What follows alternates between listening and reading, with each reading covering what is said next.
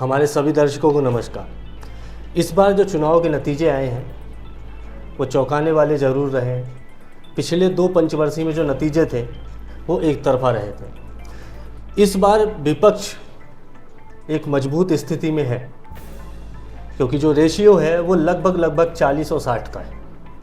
NDA 60% है और जो विपक्ष है वो इंडिया गठबंधन वो सब मान के चले सर आप 40% पे। तो इस जो नतीजे सामने आए हैं उससे विपक्ष अपनी मजबूती पेश कर रहा है। पिछले कुछ मतलब 2 वर्ष मतलब पंचवर्षीयों में ये देखा गया था कि प्रतिपक्ष जो था, नेता प्रतिपक्ष, उसकी भूमिका ख़त्म होती नज़र आ रही थी। लेकिन जो मजबूती अब इन्हें मिली है विपक्ष को, तो आप इसको कैसे देखते हैं कि नेता प्रतिपक्ष को लेकर के क्या फैसले होंगे? विपक्ष किस प्रकार से अपनी मजबूती और मुखर तरीके से अपनी आवाज़ उठाएगा संसद में, ये कैसे देखते हैं आप सर? देखिए, ज़्यादा सवाल विपक्ष का है। हाँ जी। तो सही मानों में विपक्ष शोषित पीड़ित जनता का प्रतिनिधि होता है। हाँ जी, बिल्कुल, हाँ, उसका काम है जनता से जुड़े मुद्दों को उठाना और उसको सरकार के सामने रखना, उसकी क्या जिम्मेदारी है। संसदीय कुछ मामलों में भी उसकी भूमिका बिल्कुल अहम रहती है। हाँ जी। लेकिन इस सरकार ने उसको कोई महत्व नहीं दिया। इनकी ये शर्त थी कि जिस दल के 55 सदस्य होंगे सांसद, हाँ जी, 10% कुल संख्या का, उसको ये नेता प्रतिपक्ष का पद दिया जाएगा।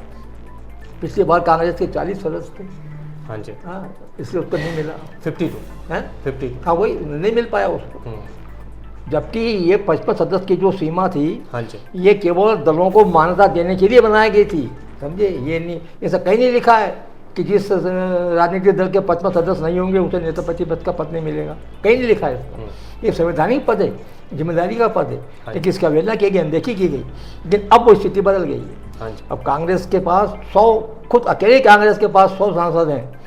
हाँ, वो आप पूरे गठबंधन की बात तो छोड़ दो, आप अकेले उसके पास 100 सांसद हैं।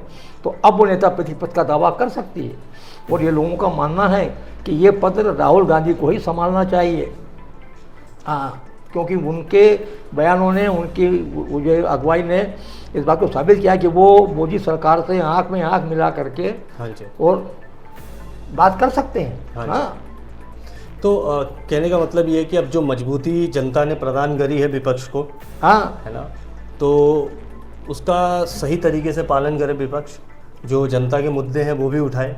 मैंने बिल्कुल है ना। देखिए, हाँ जी, अभी जो मीटिंग हुई थी इनकी इंडिया गठबंधन की, हाँ जी, उसमें ने यही तय किया है कि हमको सरकार बनाने की कोई जल्दी नहीं है। जी, सरकार इनकी बनने दो। हाँ जी, हाँ, हम तो केवल जिन मुद्दों को लेकर हमने चुनाव लड़ा है हाँ जी, और जिन मुद्दों को लेकर जनता ने हमें मजबूत किया है, हाँ जी, हम उन मुद्दों को लेकर के सदन में उठाएंगे।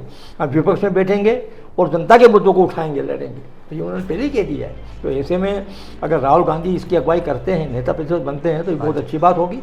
हाँ, ये अपनी मनमानी नहीं कर पाएंगे। फिर अभी निर्वाचन आयोग का सीधा उदाहरण सामने, अधीर रंजन चौधरी नेता प्रतिपक्ष थे अस्थायी तौर पर, उनको उस पर सदस्य बनाया गया है। और 2 मेंबर थे, मोदी जी और अमित शाह। क्या कीमत है? 24 घंटे पहले उनको लाके पूरी सूची दी थी 250-300 लोगों की। वो बेचारा अध्ययन भी नहीं कर पाया और आपने निर्वाचन आयोग नियुक्त कर दिए। तो ये सब मनमानी नहीं चल पाएगी अब। हाँ, तो इस बार का जो फैसला आया है उसने वास्तव में डेमोक्रेटिक जीत हुई है, लोगों की एक जीत हुई है। क्योंकि विपक्ष का मजबूत होना बहुत ज़रूरी है। क्योंकि अगर एक तरफ पूरे कहते हैं ना कि सांसद एक ही तरफा हो जाएंगे तो जनता के मुद्दे उठाएगा कौन? देखिए, अभी ताज़ा मामला है। कल ही कैलाश विजयवर्गीय ने एक वीडियो बनाकर एक वीडियो जारी किया है जी, जिसमें उन्होंने राहुल गांधी की तारीफ की है। हाँ, उन्होंने कहा कि राहुल गांधी ने बहुत मेहनत की है, गांव-गांव पैदल घूमा है, लोगों से मिला है, भीड़ को संबोधित किया है। हाँ, उनकी वजह से ही आज इंडिया गठबंधन को ये मजबूती प्रदान हुई है। और हम चाहते हैं कि विपक्ष मजबूत होना चाहिए। ये कहा उसने, वीडियो में कहा उसने। बिल्कुल, और इसमें तारीफ होनी चाहिए, कैलाश विजयवर्गीय की भी तारीफ होनी चाहिए कि जो डेमोक्रेसी है, हाँ, है ना, वो डेमोक्रेसी का नियम ही यही है।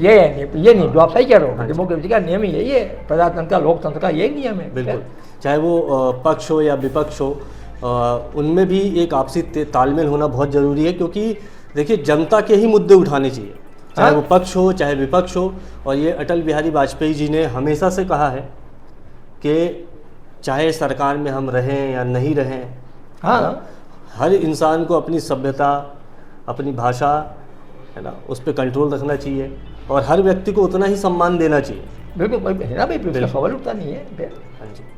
तो ये हम सभी के लिए एक सीख है। और कैलाश विजयवर्गीय जी ने जो बोला है, जैसे सर ने बताया कि उन्होंने राहुल गांधी की तारीफ़ की, वास्तव में राहुल गांधी ने जो न्याय यात्रा थी, भारत जोड़ो यात्रा, 2 बड़ी यात्राएं हाँ। करी, कई सौ मतलब कई हज़ार किलोमीटर वो पैदल चले, तो उसका असर ज़रूर हमें देखने को मिला है। और विपक्ष जो मजबूती में पहुंचा है, वो एक फैक्टर राहुल गांधी भी रहे उसमें, बड़े फैक्टर भाई हैं। कैलाश विजयवर्गीय अकेला नेता है जिसने तारीफ की है। हाँ जी। को तारीफ कर रहा है, कहा उसने बहुत मेहनत की है, गाँव घूमा है, हाँ जी। पैदल घूमा है, जी, और उसकी वजह से ये स्थिति बनी है इंडिया गठबंधन की।